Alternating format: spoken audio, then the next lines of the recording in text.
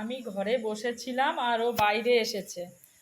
আর আমার মা ওকে একটা বিস্কুট হাতে দিয়েছে, আর দেখো কেমন একা একা বিস্কুটটা খাচ্ছে। বাবা তুমি কি খাচ্ছ? বিক্কু খাচ্ছ? ওই দেখো পড়ে গেছে, সেটা আবার হাত দিয়ে তুলছে, তুলে মুখে ভরে দিল। এই দেখো বিক্কু খাচ্ছে আমার বাবাটা।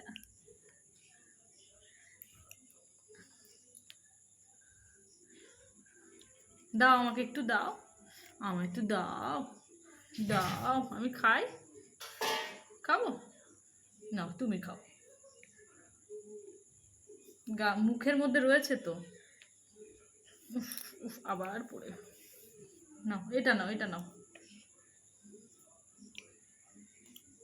বাবা।